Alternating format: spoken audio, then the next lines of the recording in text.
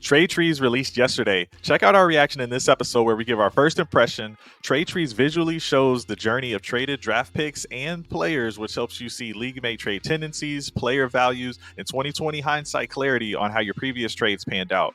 Learn from your mistakes or successes and win more trades. Subscribe and click the notify me button on next week's live stream with the creator of the Trade Trees tool, Jeremy from Dynasty Daddy.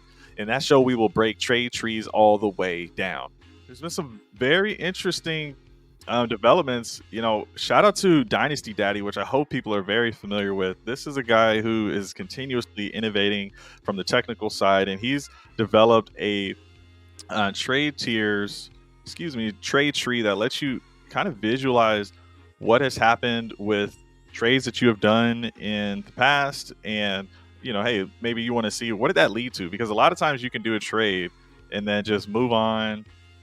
And you hope it worked out. If you win, great. If you didn't, it's okay. But, sometimes it would be cool to see what happened in the past. But we really don't always have that luxury, right? And I thought this was really cool tool that this guy has. And I could actually pull it up, the live version, where you can kind of pull the trees around. Hopefully you can see that and get an idea of, all right, in this league, so this is a player profiler league where I played against the Podfather for many years. He's no longer in leagues because he's licensing wise he's no longer allowed to, but we had really fun in this league. Where here's an example. So Chase Claypool, not necessarily a guy that people love on the rosters, right? And I dish him away to just get Ezekiel Elliott, just to get a little spot star for me. Or you can see in the red, these are players that were formerly draft picks, so you trade away that 512 and you can see it turn into Kenny McIntosh. You trade away the 112 and that became Roshan Johnson, stuff like that. I just want to ask really quickly, Seth, have you seen anything like this before, to just let you kind of go back historically and check out some trades? No, I haven't, aside from, just the league history and sleeper that you can go back and see like what trades have went down, but nothing really that puts it out there in like an image form for somebody, who's more of a likes to look at the visual, right? This is, pretty much perfect. Like it's almost like a family tree for trades is kind of what it looks like to me. So this is a pretty cool tool, man. I like this. It's also fun to just go back and look at trades to see, because we all make trades for different reasons. I'm sure you traded Chase Claypool probably had a pretty good time when he was with the Bears, or maybe even before that when he was with the Steelers, just to, get a win now piece in Zeke Elliott at the time. And that probably worked out pretty well for you, considering like where Chase Claypool wound up with Miami, depending on when you made that trade. So that's pretty cool. This is a pretty cool tool. And I've heard a lot about Dynasty Daddy. For those portfolio players out there to keep track of all their different ownerships. So definitely innovative tool. And I'm a fan of using just about anything I can to get an edge, I had to move this off the screen. This takes up at least 1 gig of data while you're using it, so it kind of slows down the stream. But I just loaded the 2022 version because since we haven't done our rookie drafts yet, you can't really see a lot of the movement yet. It's just April, so the further you go back, the more you can see. So I actually thought I had this page up before, that's why it threw me off a bit. So look at this. This is really interesting. So by the way, I've won this league 3 out of the last 4 years. Podfather, he was last place last season. Don't tell him. But anyway, so like Derek Carr, right? I traded Chase Claypool and Michael Carter together. Those 2 arrows are pointing towards Derek Carr. I acquired Derek Carr for that amount, okay? And then I later trade away Derek Carr for Brandon Aiyuk and TJ Hockenson. I did this. This is what happened. And that's part of the reason why I won this league. But it's just interesting to see, okay, I wouldn't have been able to even do that Derek Carr that got me that Brandon Aiyuk if I hadn't have traded away Zeke Elliott to get Claypool, and then trade Claypool to get Carr combined with Carter, and then to do that. And then after that, you can see, so what did they do when, the guy got Derek Carr? So it looks like he used that to get into the 3rd round and get Foreman and Tank Bigsby. So I don't know if that worked out too well for them. And we all know Carr's maybe a lower valued quarterback, but really just interesting to see that tree. And you can go all the way back, well, not forever, but it's just kind of interesting to see how some of these goes. Here's my worst trade of one of my career potentially. Kyler Murray and Trey McBride. Murray was injured. This was in 2022, so when he tore the ACL. And rookie Trey McBride, I traded them for Justin Fields. Now, clearly, Fields helped me win. He had a 40-point game down the stretch of last season. But in the hindsight, I wish I had Kyler Murray and Trey McBride. Obviously, still kind of interesting to see some of these older trades and how they panned out. Like down here, I remember trading Tyler Huntley at the beginning of the season for Tyler Algier just because I needed a body. I don't know if you're in some of these player profiler leagues. It's super deep. Like 13 players, you have to start 5 wide receivers and a flex and 2 tight ends and 2 quarterbacks and 3 running backs. No. So you kind of just need a body. And it was right after Tyler Huntley won the Pro Bowl. So people were kind of like, oh, maybe he'll keep the job from Lamar if he gets hurt again, which didn't happen. And yeah, just really interesting tool. I'm curious to see what he does with this. And I actually did a 3-team trade, and I talked to the guy Jeremy who owns Dynasty Daddy, and the 3-team trade, it doesn't like show as well. It's just so cluttered because there's so many moving parts. They're all like kind of stacked on top of each other. But yeah, really interesting tool. So definitely, guys, check out Dynasty Daddy. There's a lot of other stuff that they can do to kind of stack up your league against the other folks, and some tools that other trade analyzer type websites do. But really interesting. And one more I'll point out: 201 during the rookie draft. I traded 201 for Jordan Love. That helped a lot for making up for that Justin Fields for Kyler Murray debacle. So yeah, and it just kind of illustrates getting out ahead of players. Like, Chase Claypool at one time was really valuable in Dynasty. He was young. He had a very, very strong finish to the season where he just, I remember the 4 touchdown game with Ben Roethlisberger, so people were really hyped on him. But you very, very astutely sold at the top of the market, and that's what you're trying to do in Dynasty. You're trying to cash out even when it doesn't feel right, because Chase Claypool at the time was a young, talented wide receiver with Pittsburgh, good offense. So, that's what those are the moves that you're trying to make in Dynasty. And when you talk about the Justin Fields move, I'm certain that you wish you would have had that back, but yeah, was that a reason you won the championship? It's because you had Justin it absolutely Fields? Was. Yeah. So that's to me, no maybe in the long term you lose that trade, which is what you do when you make trades to win now. And it's not always about winning the value game, which is something Maddie Keewoom and I talk about all the time. It drives us crazy that everybody in Dynasty leagues is like, oh, you got to win the value game. You got to put it in a trade calculator and see who won. But it all depends on context.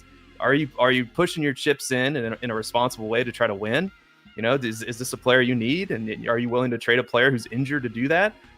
At a player profiler, we are all for those kinds of trades. Might lose it a little bit in the trade calculator, but if it puts you in a position to win a championship, go for it, because it's about winning, man. Because if you win a year, it could, depending on the size of the league and the payout, and it could fund like the majority of your teams. So anyway, absolutely. These are all the things that you need to think about when making these trades. And if you know that there's a guy in your league that uses a certain trade calculator, don't be afraid to, use that trade calculator against it. I was like, okay, this is a guy that just goes by the book, so maybe I can send him a win. I'm gonna try to get a veteran off of him for cheap, and see what happens. Absolutely. Like one of the things that felt like it was pretty hot in 2023 is like becoming a more predominant strategy is doing a process trade where, hey, I'm trying to get an extra piece on top. As long as I'm getting that extra piece, I'm fine with it, even if the player may or may not be in the same tier in your eyes or something like that. If someone's going for that, then you can just throw on like a 3rd round pick to get the guy you want, and just go ahead and do it if you think it's going to help you win. And I definitely see on the player profiler rankings, it's definitely weighted towards win now. And I like the aggressiveness of those rankings. It's saying, hey, these are the guys that we believe in. And you can see simultaneously they're not scared to drop folks sometime. I know there's not a lot going on in the offseason, but I bet once the draft happens, there's going to be a lot of changes. And I'm going to move off of this. I was just going to show this is what that 3-way trade looked like. And don't try to understand it. But basically, the blue pieces are what I got in the trade. So I'm getting like Kamara Cup and Mike Williams, and also got some of these other pieces. And then I'm giving away T. Higgins to the one team who is a new team that took over. They essentially got T. Higgins in a first, and then one of the other teams got like I can't even see the rest of it, but that's what a 3-team trade looks like. Wow. Basically. All right. So really want to jump over to some draft pick trading, and man, and actually don't let me forget to close that out because that will be burning in the background. So we've got, I wanted to just first mention that, really I'm wondering at what point do we feel comfortable trading away a 2024 late first round pick for 2025 first? And one of the successful strategies that I've had to do this, or I've been doing, is acquiring a lot of those late future picks just because the value is low. You just be patient, and eventually we're going to be there. We all get excited. We want to do these drafts now and win the team now. But the one strategy I've loved is either your first or last, right? And sure, there's some second place money. In reality, if you're going to barely miss the playoffs, or if you just barely make the playoffs, and if you make the playoffs, I'm fine with that. Okay, anything can happen. We know how random this can be. But if you're not going to make the playoffs, I am full on tank mode. Give me that 101, because not only can I draft a really good player there, most likely like a Breece Hall 1 year, or whomever it might be, the 101 that year, but also I could trade it for the value and really help my team a lot more than if I were to just hold on to the 106 spot and be trying to compete when really I can't. And getting to tank mode can come in many different forms. However you want to do that within the rules is fine. But really, what is that point for you, Seth? And before you answer, I wanted to illustrate, because we haven't had a real draft, right? So let's pretend this draft that I did on my last episode, which was based on a CBS Sports mock draft, the rookie mock draft above it is where some of the picks landed. If a draft went this way, and we had 5 first-round quarterbacks go, which is speculated, it could be even more. So this isn't a crazy mock draft by any means. If this draft were to go this way, is it the 109? Is it the 110? Is it the 201? At what point are you like, hey, I'm willing to accept the first-round pick in the 2025 class over some of these players? And I'll just leave this on the screen while you answer that question, which is just a potential look at what the future classes might look like. Yeah, it's this comes back to a discussion about who knowing your league and knowing who you're trading with. Because if I'm acquiring, and of course, in any situation, it can go tits up for you. Like you can have a ton of injuries. This is Dynasty. I've seen some crazy things happen. But typically, if I'm at the 111, the 112, if I have that pick, if I won a championship, I typically don't have a problem either trading that pick for a veteran. That's typically what I prefer to do, or trade it for the 2025 first. That's probably the area I'm looking at, because as much as I actually like Adonai Mitchell quite a bit, and I would love it if he went to the Buffalo Bills. That would be amazing. But at the 111, 112, you're kind of looking at, Xavier Worthy, Brian Thomas, you got there, Ladd McConkey sneaking up there. Ladd McConkey is amazing. Yeah. So you are giving up. I honestly believe Ladd McConkey's probably going to sneak up into that first round more times than not, because I think he's a pretty insulated rookie. He's a pretty safe pick. The rumors are that he could sneak up into the first round of the NFL draft, but he's not dipping any lower than that mid-second. So that's a pretty good range of teams. Just think about all the teams in that area that could use a wide receiver. But I mean, he's unbelievable. So it is a calculated risk, because what you're hoping for when you make that move is you're hoping that the team that you're trading with has a top 5, top 4 pick next year, right? Yeah. And you have to evaluate, okay, and put your genie hat on, or not a genie, or your fortune teller hat on, and say, okay, is this a good player? How well do you know this player? Is he a good player? What does his roster look like? And yeah, if you want to take a calculated risk, that's probably the neighborhood where I'm willing to take it at the 111 spot for me and on. It's like, if you want it and you're willing to give me your 2025 first, that's a gamble I'm willing to take. Yeah, I definitely agree there. That's the one missing piece that I don't have here is, hey, what does a potential trade partners team look like? Because sometimes they may be a little too excited, and they're not ready to win this year either. And there's still moves that they could make. They could go ahead and dump all their 2026 first as well, and try to move up. Yeah, they could try to push their chips in, and it's just just trying to put yourself in a positive situation, right? Just trying to tip the scales ever so slightly in your favor with a move like that. And especially, Alex, like if you won the championship, your roster's probably pretty good. Like you could probably bolster it with a rookie. But like I said, I honestly would prefer, like, if somebody's looking to get rid of Stephon Diggs and they just want to sell cash out.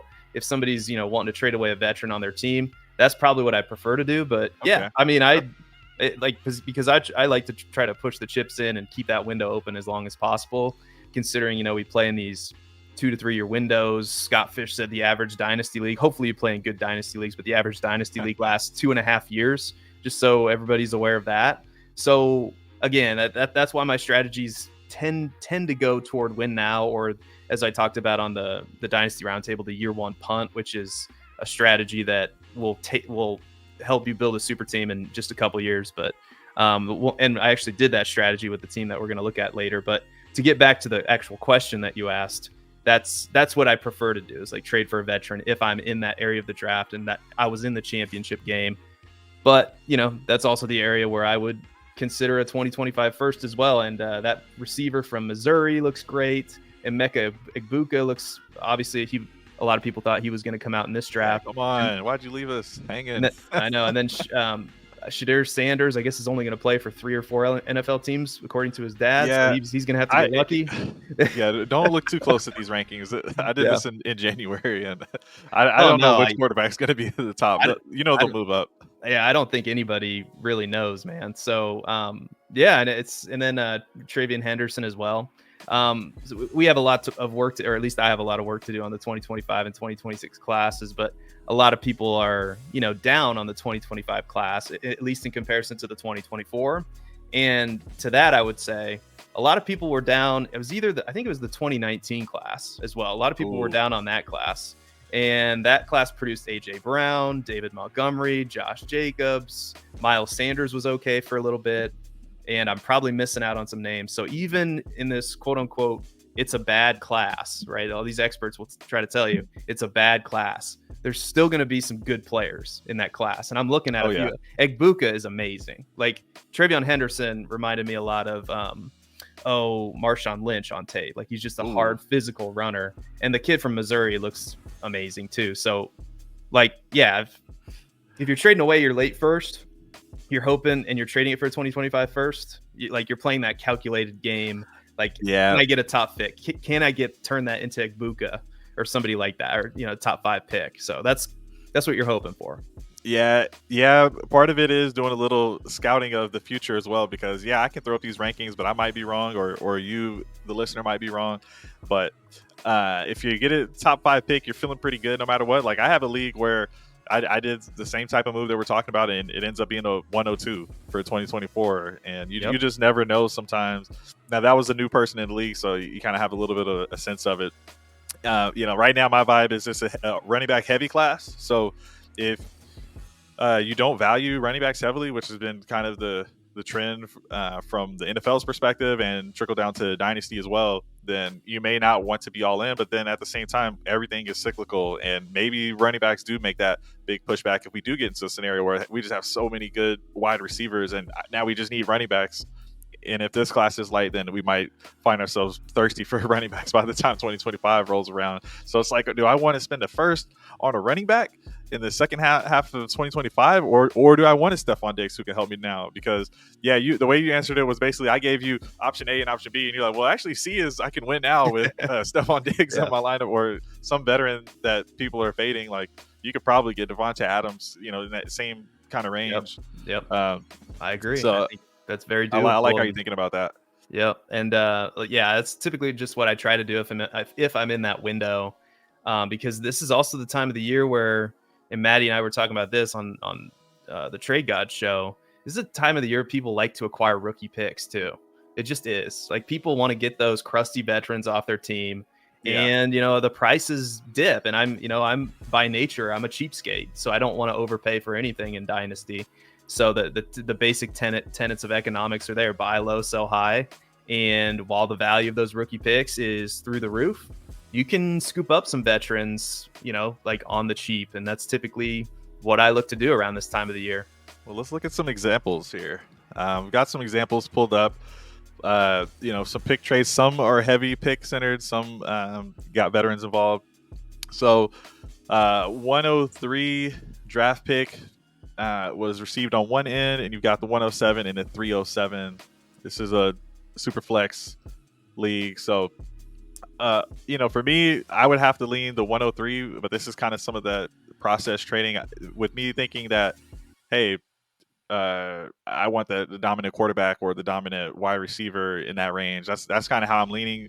But as you see more and more quarterbacks are getting hyped up, if someone's like, well, maybe only Drake May's there, and I think McCarthy's similar production wise, and I can get a third on top. I don't like this top trade personally.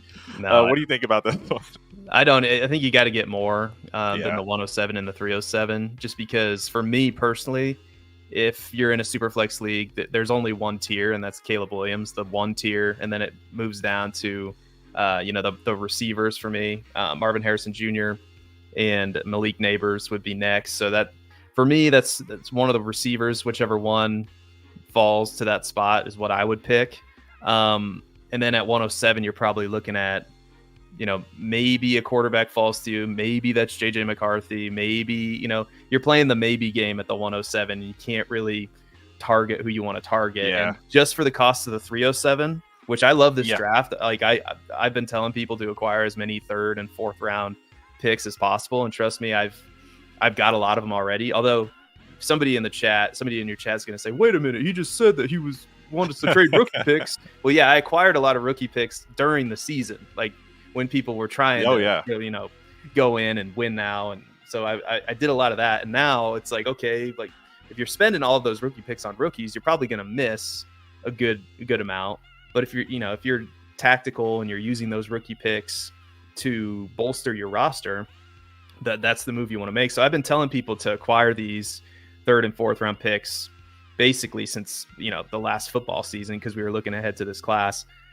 But that 107, like I said, you're playing the maybe game, and the 307 is not enough for me personally to move up. And there's a pretty big teardrop for me anyway down to that pick, because you're probably not getting Roma Dunze, because he's going to be a top 10 pick in the NFL draft. It feels like between Dunze and Bowers at the 107.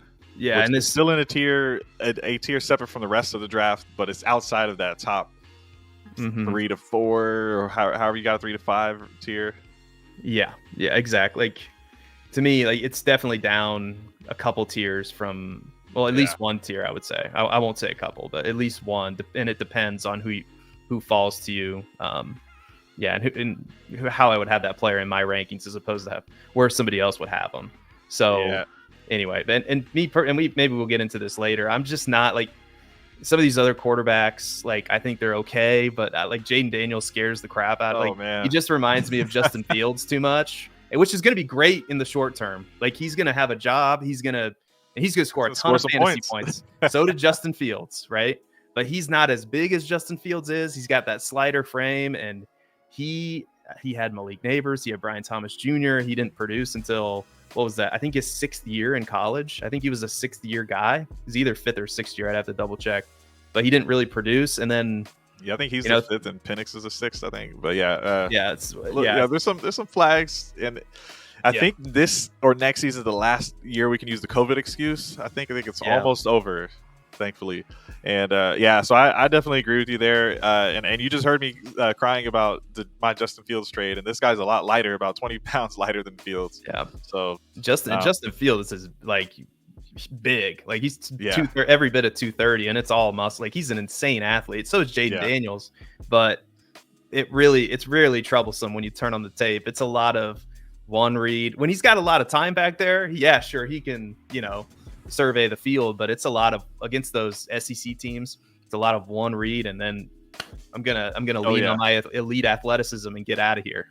So, and the NFL just told you how they felt about a quarterback like that. I mean, just any one of these teams, Washington, the Patriots, could have said, you know what, if another team wants to come up for one of these quarterbacks, we'll just trade a 5th round or 4th round pick for Justin Fields. Oh, that was so crazy. And no, not one of them did it. Not one of them was willing to do that. I get it. The 5th year option was scaring some teams off, and they would have maybe had to pick that up. But, 1 year of Justin Fields for a 5th round pick, that's all they would have had to pay to outbid Pittsburgh. Seems like a pretty good deal to me, just to, especially when your roster's not really in a place to win. And now one of these teams, I mean, who knows where Jaden Daniels is going to go? Who knows where Drake May is going to go? I would assume top 5, but yeah, if it's later, ooh, that's gonna be a shock. I love the draft because I love the shocks. Like, oh, we didn't think Gibbs was gonna go that high. We didn't think Zach Wilson might go ahead of someone, or we didn't think Fields was gonna fall in that same draft.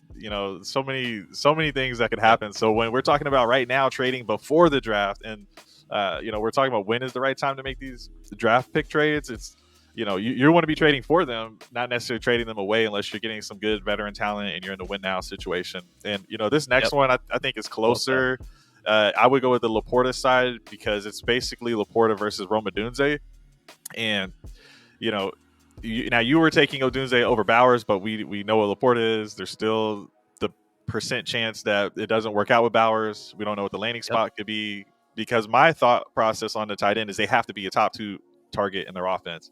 If he goes to the Jets behind Garrett Wilson and Mike Williams, then year one, you're not getting that, especially as a contender. And I would definitely rather have Laporta, and you're getting the bonus on top. It's like, whoa, like, why did you give him a 407 on top of that? I don't know.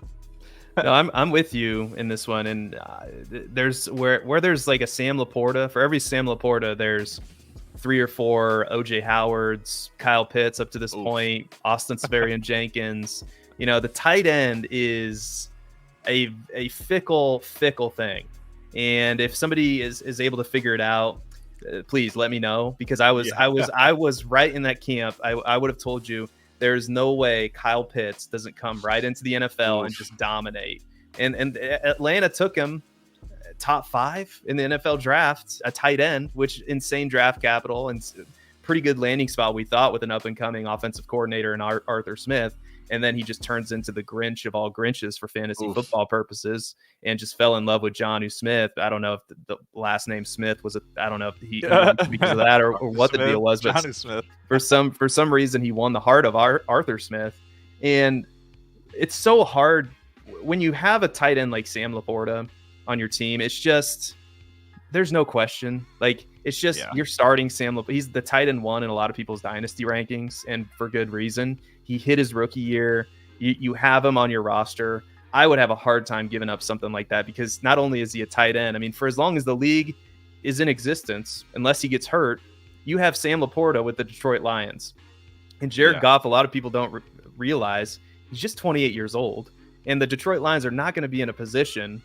They're a good football team. They're not going to be in a position to draft a quarterback. They're not really going to be in the, like, how are they going to upgrade from Jared Goff? Jared Goff is very much in the same vein as Kirk Cousins. Like, he doesn't run. He's an accurate thrower. All you got to do is protect him. And they do that. They have a good offensive line. It's a great situation there. So why would you, this trade doesn't make any sense for me. I would honestly have a hard time, like, trading away Sam Laporta, even for, like, it would be hard for me to trade him for Malik Neighbors. Honestly, that would be tough. It would, but that's the neighborhood where I think it would be fair. Like the 102, the 103, somewhere in that neighborhood.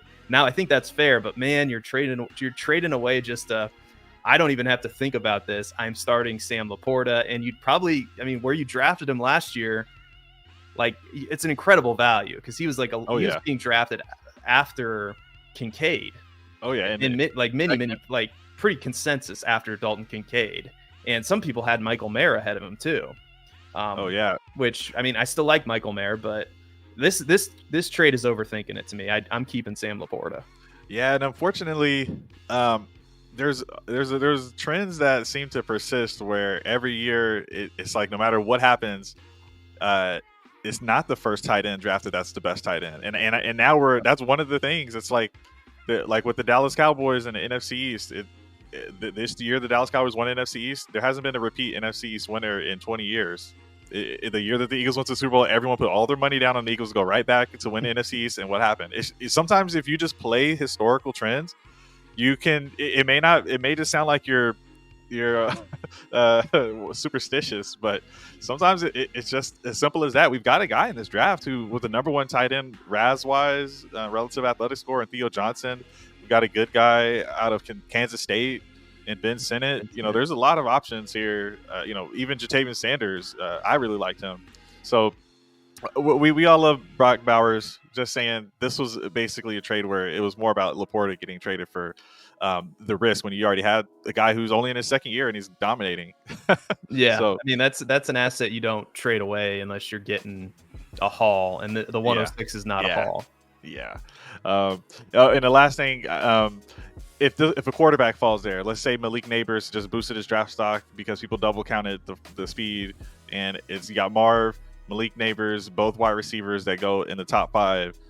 Well, I guess you're maybe someone reaches for McCarthy over Neighbors because he goes to the Vikings or something like that. Maybe Neighbors is, or excuse me, maybe I don't know the scenario. There's no scenario. I'm trying to talk myself into it. Yeah, and who knows what's gonna happen? I don't see how a quarterback falls to where I would be like, yeah, I'm glad I traded Sam Laporta for the 106. Yeah, I mean, maybe you get JJ McCarthy there. Maybe, I mean, it depends because it's been in my head that he's going to be later, so it's just we'll see. Yeah, he's going to be a hot ticket item, man. Like he's just the way these super flex leagues are.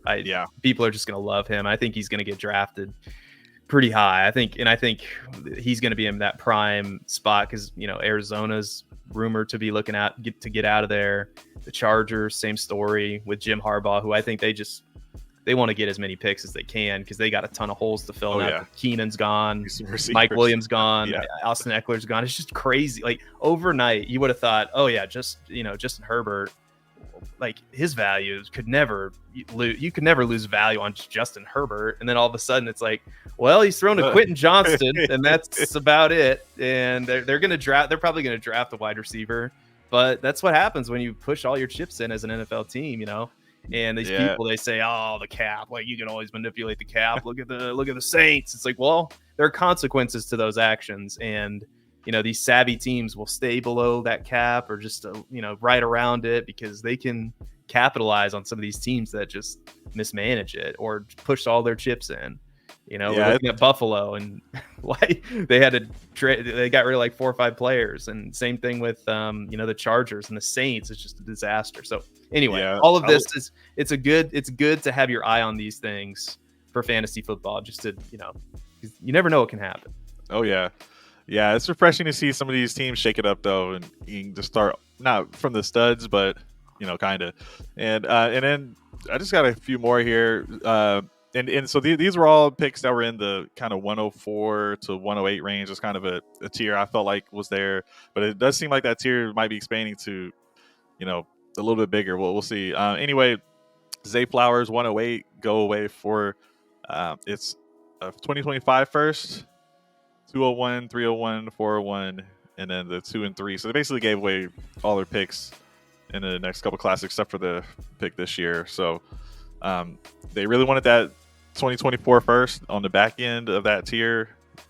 I think it's probably too much, but they got a Zay Flowers with it, so you're probably looking at two receivers. I don't think Bowers falls. Maybe Bowers falls there, but it's either 2 receivers or you're getting a Zay Flowers and a Bo Nix or something like that. How do you feel about this one? See, I don't really like trades like this because you're in. I understand it from the perspective of the guy who's got the 201, 301, 401. But I would just say this. If you had the 101, why are you trading all these picks? You know what I mean? Like if that's... Oh, right. They probably do have the 101. Yeah. If they finished in dead last, why are they trading all of their future picks away? Oh, man. Unless they are just confident. But the 201 is still a primo pick. Like that... To me, there's not a ton of different. I mean, there is. I mean, it's a tier down for me, but the 201, you're still going to get a nice player. I think you had Ladd McConkey there in your mock draft. McConkey at the 201. I mean, that's very well in the range of outcomes. Adonai Mitchell could fall there. I'm a big fan of Adonai Mitchell.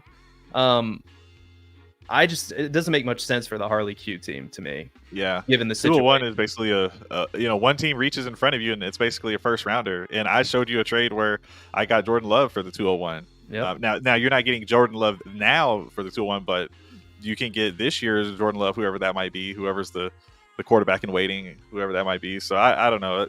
It seems like a lot. And since I've got 2 other trades, I'll go ahead and jump onto that page. 3 other trades. So this is the last one. It's 108. We got one for the 2025 and one that's 104. So we'll do this top one. Diontae Johnson 108. So similar to that Zay Flowers 108, but this time you're getting some players back. Saquon Barkley, Terry McLaurin. So you understand that you're not getting a running back at 108 that you feel that isn't a huge reach. So you go with Barkley, Diontae Johnson, and McLaurin, similar age, I believe, and may both be wide receiver ones on their team, as long as Diontae is over Adam Thielen. So, I don't think Barkley's value necessarily goes equivalent to the 108, but I don't think it's crazy if someone wanted to make that move on a contender. What do you think about this one? I don't hate it for either side. I'm actually on the side of, I would probably, if you made me pick, probably take the Saquon and McLaurin side, because I think there's going to be either I think there's a quarterback upgrade coming in Washington. I'm spacing. I know Jacoby Brissett signed back with the Patriots, I believe. But I don't think, is there a quarterback that Washington signed? I'm just spacing on it right now. Jacoby Brissett. Oh, did they sign Jacoby Brissett? Okay. Yeah, I believe so. Okay, so that's fine. It's clear they're going to draft someone. Yeah, they're gonna draft somebody and pair him with Jacoby Brissett. So that's fine with me for Terry McLaurin. Diontae Johnson, I feel, is going to get peppered with targets. I don't know how. We'll see if Bryce Young can take another year. I mean, they are trying their hardest to make Bryce Young a franchise quarterback. They signed both those guards. They trade for Diontae Johnson. Big moves. The most expensive ones, I think. $100 million guard there. So, and Robert Hunt. If you made me pick, and it's not even because I'm super high on these players, it's just what I would do, is the Saquon McLaurin side of it, especially depending on the roster, especially if you're a win now team. And I do have my concerns with Saquon. He's like somebody who I'm looking to sell, just because I'm worried about, if you look at last year, DeAndre Swift had a career low in targets last year, I believe. And that's concerning for a guy like Barkley. Also, the tush push and what they do along, their game plan in the red zone is Jalen Hurts, man. And that's, so you're going to be dependent on, and I'm not saying he can't do it, because Saquon Barkley's amazing. But you're going to be dependent on breakaway runs and for touchdowns. And you're probably not going to see a much passing volume to the running back, or not as much anyway. Yeah. So that concerns me, especially in redraft. But if you make me pick, I'd take the Barkley and McLaurin side. Yeah, I'm trying to lean it, at least for that situation for Barkley and those guys. I'm thinking that, look, he's in a more efficient offense than with the Giants, and especially those Giants games, they're going to be feeding him after all that Tiki Barber stuff. And my last guest did point out that, hey, they're losing Jason Kelce. That's a big blow. But he also, in the same breath, was like, Jason Kelce's still kind of on staff, going to try to coach up that replacement to do the tush push. They haven't banned it, so they're going to just keep doing it. And that's a part of Hurts' game. Now, Hurts was injured at the end of the last season, and it's part of the reason he just couldn't get it done in the postseason. So maybe because this is the best running back they've had, they lean more on him. I did a trade for Barkley recently, so I'm not too scared. But the age cliff is coming. I have personally viewed Barkley as one of the more similar athletic-wise running backs to Christian McCaffrey. He's not McCaffrey, but it's just, I'm trying to just trust the talent and the fact that he's on a good team. I also think this team drafts very well, so it could work out, and this guy could be fine. So I do like that side for win now, and even the 108, if you're a rebuilder, it's not. I don't even really want Diontae if I'm a rebuilder. I probably would have wanted something else in that case. Otherwise, you might as well just, because it's kind of lateral from McLaurin to Diontae. Agree. Basically, I agree with you. So that when it comes down to would you rather have Saquon or the 108? And I'm always trying to win. So the player that I can get at the 108, I'm just thinking probably you're obviously not going to get Caleb Williams, Malik, Marvin Harrison. The two other quarterbacks are going to be gone. Jaden Daniels, Drake May, Brock Bowers is going to be gone. Rome Odunze is going to be gone. So you're probably going to be on the outside looking in of those top options. So it's probably going to be, if JJ McCarthy's there, if in this situation, it would be JJ McCarthy. JJ McCarthy, Brian Thomas Jr. or something like that. And to me, I would just rather have Saquon in that scenario. So that's kind of what. Yeah, you're right. I think McLaurin and Diontae Johnson's pretty close. All right. Well, we got another one from. Some of these are similar. A lot of trade addict leagues in here. I like those guys. Shout out to them. So 104, getting a little bit higher. in those tiers for Tua or 305. So you're basically saying I was going to take a quarterback, but maybe you're scared of the New England spot. Maybe you're worried about the player in general, and you just know that Tua's got those two speedsters on the outside, and you also get the little 305 there. Wow. I don't know. How are you feeling about this one? This is a tricky trade because we all know Tua's injury history, and if they can keep him healthy, he's pretty efficient, especially with those two options. I mean, to me, this is a definite. If you're Chiefs Kingdom, you need a quarterback. You probably are telling you might even be in the same thought lane as me, thinking I don't trust one of these rookie quarterbacks to take my team where I think it needs to go. So this is a win now move to me, because there's no doubt, in my opinion, even though I'm not a big fan of either Jaden Daniels or Drake May, they have more longevity potentially than Tua. Yeah, that's the bet you're making. Tua came in the league and injured. Yeah, that's the bet you're making if you're Jalen Go Carter, because if Tua's healthy, he's a suitable fantasy quarterback. You know, age isn't as big of a deal for quarterbacks, but it's the injuries and the concussions that are worrisome for Tua, who's a smaller guy. I'm still taking the Tua side, though. I think the Tua side is more of my style, and I'm according to my rankings, Caleb Williams is gone, Marvin Harrison Jr. is gone, and Malik Neighbors is gone, and you're probably looking at either Rome Odunze, Drake May, Jaden Daniels, Brock Bowers. I think that's worth it, Tua, but it's close. It's really close, and it's not a trade that I really like on either side. But to me, it's a clear. The Tua side is the win now side. Like, they're saying, I need a legit quarterback. I'm willing to pay for it. I respect it. You know, so I'll take Tua. I'll roll the dice. Yeah, the other side, they were happy to get that 104, and they're like, sure, yeah, you can have this third rounder. I give me the 104. I just got to get rid of Tua or something like that. Yeah. So, all right, last one here. We've got Chris Rodriguez, Kyle Pitts, 225 first round pick that are going in exchange for a 108 and DeAndre Swift with Isaiah Likely. So you can probably take out the Rodriguez part since Eckler's there now. So Kyle Pitts, first rounder in 2025, or Swift Likely in 108. Maybe the first rounders are kind of equivalent here to me. I would say that it's pretty close. Maybe there's a chance that they have more information than we do. The Pitts side for Swift, you know, that's pretty easily Pitts for me. I am still more of a risk taker. Even with that last trade, I'm willing, kind of in any scenario, to give me the 104 here.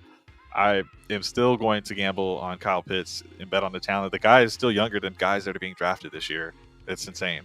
So, and he finally has the super distributor and Kirk Cousins on his team now. The guy who's going to throw over 600 passes, over 600 attempts, pretty comfortably in an offense with an offensive coordinator who's coming from the same tree. Zach Robinson coming from the Rams, Kevin O'Connell coached with the Rams. So yeah, to me, I think you broke it down beautifully. Boom. I think you can pretty much cross off Chris Rodriguez. I think the two picks cancel each other out, because it's hard to know what that 2025 first is going to be. I just assume it's a mid first round pick, similar to the 108. And then it's Isaiah Likely, who last time I checked was backing up Mark Andrews in Baltimore, and DeAndre Swift, who has never played a full season in the NFL. So, which is why, by the way, my Roshan Johnson plug, which is why you should go get Johnson. So yeah, it's pretty easily Kyle Pitts for me, because it's crazy. Like, you would think people would be more in on Kyle Pitts, because year after year after year, it's almost like people have conditioned themselves not to be burned one more time. Yeah. But I'm telling you, the situation is just completely different. There's a big difference between Marcus Mariota and Kirk Cousins. Like, Kirk Cousins is perfect if you have a pass catching tight end like Kyle Pitts, Drake London, Darnell Mooney, like Bijan. It's great for Bijan too. Yeah. Like, it's great for everybody. I'm excited. So it should be great. It should be great. And I'm going to be heavily invested in Falcons players for sure. Oh yeah, I think TJ Hockenson might have been on path for a career year before he got injured. And Kyle Pitts, end of first. You know, the one thing we haven't mentioned about those firsts is, regardless of who's there, even though we showed the list of potential players there, kind of regardless, these 2025 players, they can't get injured, and their value is going to continue to rise. So you can trade him for something a little bit later if that's something you need to do. And usually people in this type of trade are kind of looking towards the future. I mean, if you're getting DeAndre Swift, you definitely are looking for someone to plug into your lineup right now. And the 108 is more of a now piece than that 2025 first. So I think that's a good kind of segue when we're talking about the rise of Kyle Pitts.